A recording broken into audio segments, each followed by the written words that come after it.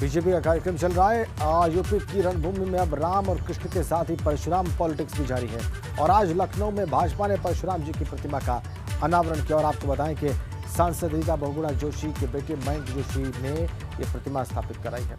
Deputy CM doctor Dinesh Sharma वहां पर मौजूद लोगों को संबोधित कर रहे हैं। अपने धर्म की आस्था का प्रतिपादन करने का अधिकार है, सभी को अपनी मान्यताओं को मानने का अधिकार है, लेकिन यह भी समय आया सरकारों में, आज एजेंडा बदला है और आज लोगों को अपने अपने खोज खोज के महापुरुषों की याद आ रही है। ये वही लोग हैं जो चुनाव के समय मंदिर में जाने में इसलिए डरते थे कि सांप्रदायिक न कहलाए। प्रधानमंत्री जी काशी विश्वनाथ कॉरिडोर का जब समर्पण करते हैं उसको जनता के लिए, 3000 स्क्वायर फीट की जो मंदिर है 5 लाख स्क्वायर फीट से ज्यादा तक तैयार हो जाता है।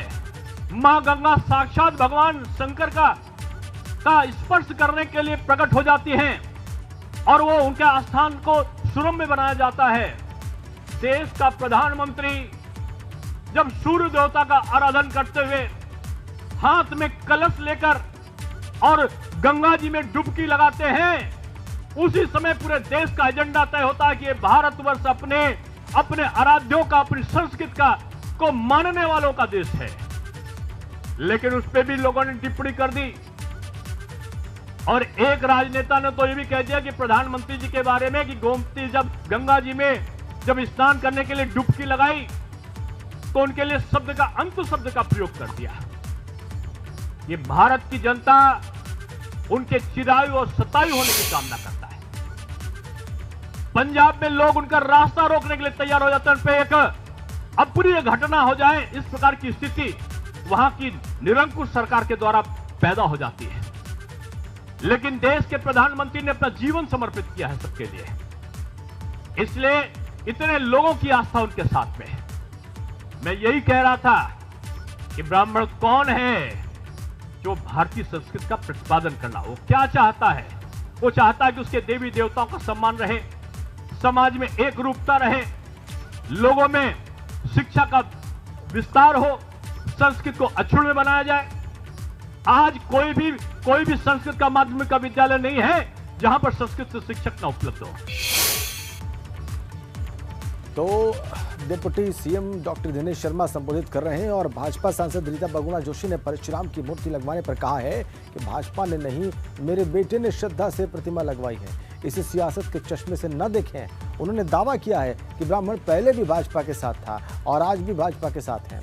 रीता जोशी के बेटे मयंक जोशी ने कहा कि 6 फीट की प्रतिमा 700 किलो की है और इसका निर्माण जयपुर में हुआ है। हमारे साथ में इस समय सांसद रीता बहुगुणा जोशी जी मौजूद हैं। मैम, समाजवादी पार्टी के बाद भाजपा की तरफ से भी भगवान परशुराम की प्रतिमा का अनावरण, इसको श्रद्धा के रूप में देखें या चुनाव? देखिए, मैं साफ कर दूं, ये ना तो राजनीति है और ना ये भाजपा ने स्थापित किया है। हमारे पुत्र मयंक जोशी जी ने लखनऊ के ब्रह्म समाज के भावनाओं को मानते हुए उनकी मांग पर एक प्रतिमा तैयार कराई थी पिछले साल। 2 दिन में तो खड़ी होती नहीं, प्रतिमा बनने में समय लगता है, तो 8 महीने पहले इसका करा गया था, उसको उन्होंने अपने तरफ से स्थापित किया है।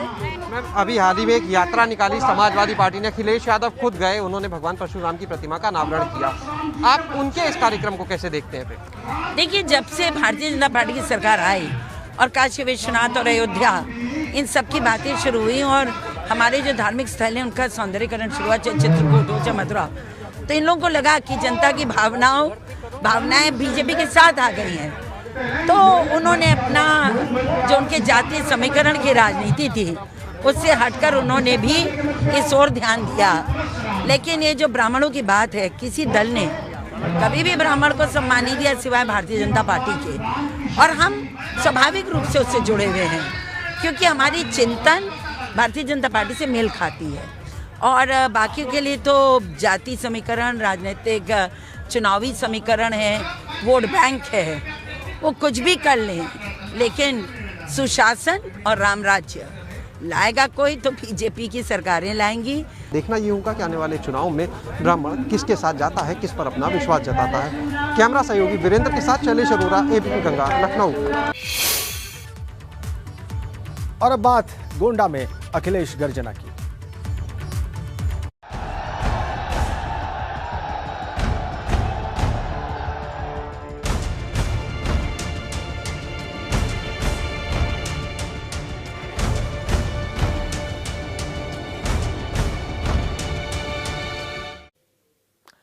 थोड़ी देर में अखिलेश यादव पहुंच जाएंगे गोंडा। सड़क मार्ग से गोंडा आ रहे हैं अखिलेश यादव और खराब मौसम के चलते सड़क मार्ग से जा रहे हैं वो। पार्टी के दिग्गज नेता और पूर्व मंत्री रहे विनोद कुमार सिंह और पंडित सिंह की प्रतिमा का वहां पर वो अनावरण करेंगे और मूर्ति के अनावरण के अलावा एक किताब का विमोचन भी करेंगे पूर्व मुख्यमंत्री अखिलेश यादव। और यहाँ पर आपको ये भी बताएं कि पिछले साल कोरोना संक्रमण की वजह से पंडित सिंह का निधन हो गया था। विनोद कुमार और पंडित सिंह की गिनती मुलायम सिंह यादव के करीबी नेताओं में थी और की मूर्ति के अनावरण के लिए आज अखिलेश यादव पहुंच रहे हैं गोंडा। सड़क मार्ग से जा रहे हैं। एक किताब के विमोचन का भी उनका कार्यक्रम है और खराब मौसम के चलते सड़क मार्ग से वो पहुंच रहे हैं।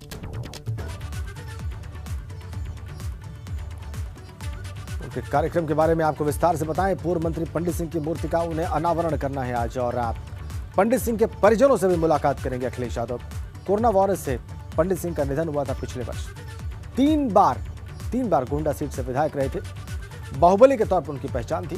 गोंडा के आसपास के क्षेत्र में सपा के वो सबसे बड़े नेता थे और मुलायम सिंह के करीबी समझे जाते थे। तो उनकी मूर्ति के अनावरण के कार्यक्रम में पहुंच रहे हैं अखिलेश यादव। और आपको सीधा गोंडा ही लिए चलते हैं। विवेक त्रिपाठी इस वक्त हमारे साथ हैं, वहां से सीधा कनेक्ट है। विवेक का कब तक पहुंच जाएंगे अखिलेश और कितना उत्साह है उनके समर्थकों में और कार्यकर्ताओं में वहां पर?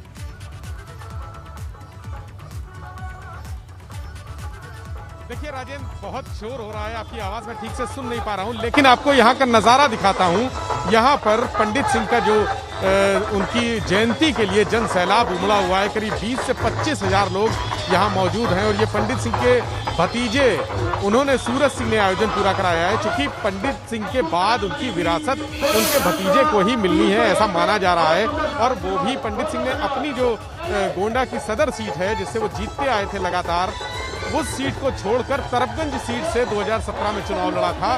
तो अपने भतीजे को बहुत चाहते भी हैं और उनको राजनीति में लाने का श्रेय भी उन्हीं का है। यहाँ पर देखिए पंडित सिंह की प्रतिमा, आज ये भतीजे का ही परिसर है, उनके सूरज सिंह का ये होटल है जहाँ पर उनकी प्रतिमा लगी हुई है। यहाँ प्रतिमा का अभी अखिलेश यादव थोड़ी देर में पहुंचेंगे और इस प्रतिमा का अनावरण करेंगे। आप देख रहे हैं कि चारों तरफ भीड़ इकट्ठा है, जन समुदाय आसपास के जनपदों से भी आया हुआ है यहाँ। चूंकि पंडित सिंह का प्रभाव सिर्फ गोंडा में ही नहीं, आसपास के कई जनपदों में यहाँ पर था, इसलिए यहाँ पर लोग उमड़े हुए हैं। और उनका जो स्वभाव था यहाँ पर पंडित सिंह का, वो उनके लिए कहा जाता है कि समाजवादी पार्टी के कार्यकर्ताओं के लिए वो लड़ते थे, उनके हक की लड़ाई, उनके सम्मान की लड़ाई लड़ते थे।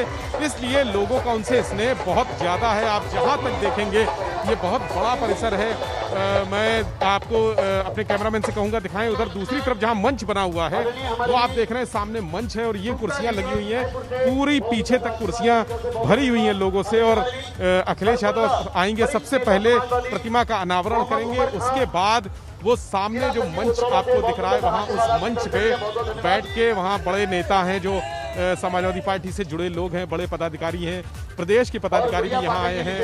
उनके साथ तो राजेंद्र जी वो होंगे ही जो प्रदेश के पदाधिकारी रामगोपाल यादव होंगे जो चुनाव रणनीतिकार माने जाते हैं, चुनावी रणनीति बनाते हैं। इसके अलावा यहाँ अरविंद सिंह गोप भी अभी हमें नजर आए थे, बहुत बड़े सपा नेता वहाँ बैठे हुए हैं, SP सिंह भी बैठे हुए हैं। तो सब मंच पर बैठे हुए हैं, वहाँ से अखिलेश अपना संबोधन देंगे और उनके परिवार वालों से मुलाकात करेंगे। सूरज सिंह के साथ ही उनके बेटे डॉक्टर अभिषेक सिंह पंडित सिंह के बेटे हैं, वो भी इस बार चुनाव में किस्मत आजमाएंगे, तो उनको भी यहाँ पर टिकट मिलना है। ये तय माना जा रहा है कि तरफगंज सीट से उनको टिकट मिलेगा और जो सदर सीट है जो पंडित सिंह की सीट हुआ करती थी उस सीट से सूरज सिंह पिछली बार लड़े थे। चूंकि मोदी की लहर थी तो उस समय वो हार गए थे, लेकिन इस बार माना जा रहा है कि गोंडा की 7 सीटों में समाजवादी पार्टी का प्रभाव ज्यादा है। हालांकि कंपटीशन बहुत तगड़ा है पंडित सिंह के मुकाबले। यहाँ पर 2 ध्रुव कहे जाते हैं, जो दूसरा ध्रुव है वो है ब्रजभूषण शरण सिंह का, वो यहाँ से लगातार सांसद है भारतीय जनता पार्टी के और बाहुबली भी हैं।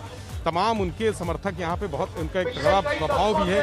तो पंडित सिंह के निधन के बाद निश्चित तौर पे कहीं ना कहीं ये देखा जा रहा है कि ब्रजभूषण शरण का जो राजनीतिक प्रभाव है वो बढ़ जाएगा। और क्या सूरज सिंह और उनके पंडित सिंह के बेटे अभिषेक सिंह क्या इस पूरी विरासत को संभाल पाएंगे, ये भी बड़ा सवाल है। लेकिन आज यहाँ पर अखिलेश यादव आएंगे और एक तरह से शक्ति प्रदर्शन भी है ये पंडित सिंह के परिवार का, उनके पूरे जो परिवार है, उनका राजनीतिक परिवार है, उनका शक्ति प्रदर्शन भी है। दूसरी बात जो प्रभाव है वो अखिलेश यादव यहाँ उनसे परिवार वालों से मिल के उनसे बात करके एक तरह से ये दिखाने की कोशिश करेंगे कि समाजवादी जो परिवार है वो एक है और उसमें पंडित सिंह का कितना सम्मान है और आज भी उसका कितना महत्व है, ये निश्चित रूप से ये बताने का प्रयास करेंगे। बहुत धन्यवाद आपका। और AIMIM अध्यक्ष असदुद्दीन ओवैसी ने यूपी में मुसलमानों की स्थिति को लेकर लखनऊ में एक प्रेस कॉन्फ्रेंस की। इसमें ओवैसी ने centre for development policy and practice के नए आंकड़ों का जिक्र किया और मुसलमानों की प्राथमिक शिक्षा के आंकड़े सामने रखते हुए कहा कि यूपी में 28.49% मुसलमानों को ही प्राथमिक शिक्षा मिल पा रही है, जबकि केवल 16.8% मुस्लिम ही मिडिल लेवल से ऊपर शिक्षित हैं। साथ साथ यूनिवर्सिटी तक पहुंचने वाले मुस्लिमों की तादाद केवल 4.4% है। इसके साथ ही उन्होंने यह भी कहा कि 2014-15 के एक आंकड़े के मुताबिक यूपी में सिर्फ 48% मुस्लिम आबादी के पास अपनी जमीन नहीं है। यूपी से बाहर जाकर कमाने वाले लोगों में 51% मुस्लिम हैं। उत्तर प्रदेश के मुसलमानों के साथ नाइंसाफी भी हुई और डेलिबरेटली उनको बैकवर्ड रखा गया और चाहे सरकार किसी पार्टी की हो, उन्होंने उत्तर प्रदेश के मुसलमानों को उठाने के लिए कोई काम नहीं किया और सिर्फ डराकर, फुसलाकर या उनका खौफ दिलाकर वोट हासिल करते रहे। तो ये तब्दीली अब आनी चाहिए और इस रिपोर्ट को हम उत्तर प्रदेश की जनता के सामने पेश करेंगे। उत्तर प्रदेश के उन सेकुलर जहन रखने वाले लोगों के सामने ये रिपोर्ट जाएगी, उत्तर प्रदेश के मुसलमानों के पास रिपोर्ट जाएगी और वो इस बात का फैसला कर ले कि कौन उनको इस्तेमाल कर रहा है, कौन उत्तर प्रदेश के मुसलमानों को उनका वोट लेकर उनको दबाया जा रहा है और कौन वोट कटवा भी है। ये डेटा इन तमाम बातों, इन सवालों का जवाब देगा। ओवैसी की प्रेस कॉन्फ्रेंस की बड़ी बात आपने देखी और अब बात करेंगे वायरस के बेकाबू रफ्तार।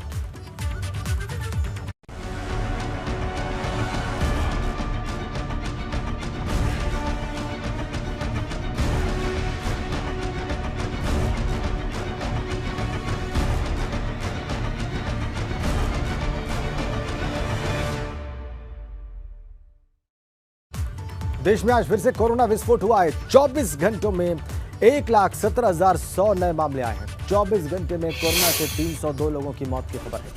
24 घंटे में इलाज के बाद 30,836 मरीज ठीक हुए हैं और डेली पॉजिटिविटी रेट जो है वो जा पहुंचा है 7.74%। वीकली पॉजिटिविटी रेट है 4.54%। कुल कोरोना केसेस इस वक्त हैं 3,52,26,386। कुल एक्टिव केसेस हैं 2,71,363 और कुल मौतें अब तक कोरोना से 4,83,178। यह है ताज़ा कोरोना अपडेट देश का।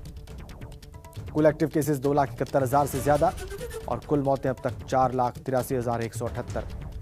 1,17,000 से ज्यादा केसेस पिछले 24 घंटों में पूरे देश में सामने आए। बहुत चिंता की बात। और अब आपको अपडेट कर दें उत्तर प्रदेश के बारे में। पिछले 24 घंटों में उत्तर प्रदेश में 4,228 नए कोविड केसेस सामने आए। प्रदेश में एक्टिव केसेस की संख्या है 12,327। नोएडा में 24 घंटे में 721 नए कोविड मामले सामने आए हैं और नोएडा में 2,404 हो गए हैं कुल एक्टिव केसेस। ऐसे ही गाजियाबाद में 607 मामले हैं, लखनऊ में 577 और मेरठ में 411 नए मामले पिछले 24 घंटों में सामने आए। ये उत्तर प्रदेश का कोरोना अपडेट इस वक्त हम आपको दे रहे हैं। देश के साथ साथ उत्तर प्रदेश में भी बड़ी तादाद में कोरोना केसेस सामने आए हैं पिछले 24 घंटों में। 12,327 एक्टिव केसेस हैं इस वक्त प्रदेश में और नोएडा में अकेले 721 नए मरीज मिले हैं पिछले 24 घंटों में। गाजियाबाद में 607 नए मरीज, ये भी एनसीआर का जिला। लखनऊ राजधानी में 577 नए कोविड पेशेंट्स सामने आए हैं और कुल 4,227 उत्तर प्रदेश में पिछले 24 घंटों में नए मामले।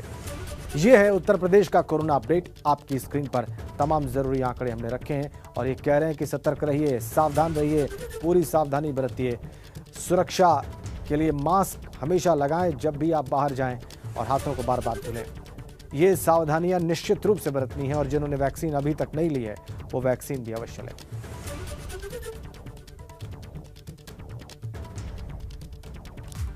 बड़ी अपडेट अयोध्या से है। मुख्यमंत्री योगी आदित्यनाथ अयोध्या पहुंच चुके हैं और यहां पर वो युवाओं को स्मार्टफोन और टैबलेट वितरित करने वाले हैं। सीधा आपको वहीं लिए चलते हैं। ये देखिए आप तस्वीरें अयोध्या से। अब मैं प्रशासन श्री अमित सिंह जी से अनुरोध करती हूं। मुख्यमंत्री योगी आदित्यनाथ मंच पर पहुंच चुके हैं। टैबलेट और स्मार्टफोन युवाओं को आज वितरित करने वाले हैं अयोध्या में। कार्यक्रम की शुरुआत हो चुकी है।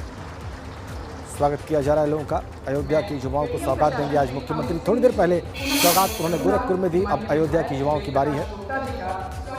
साल की शुरुआत टैबलेट और स्मार्टफोन के वितरण कार्यक्रम के साथ अयोध्या के युवाओं को ये सौगात मिलने जा रही है मुख्यमंत्री की ओर से। रामचंद्र यादव जी विधायक रुदौली का भी स्वागत करने का कसरत करेंगे।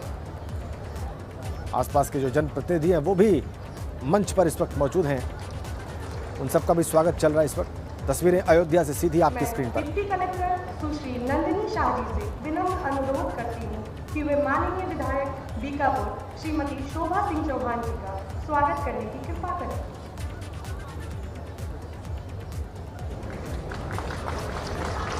मैं आदरणीय डिप्टी कलेक्टर श्री अमित जायसवाल जी से सादर आग्रह करती हूँ कि वे माननीय विधायक मिल्कीपुर श्री बाबा गोरखनाथ जी का स्वागत करने का कष्ट करें।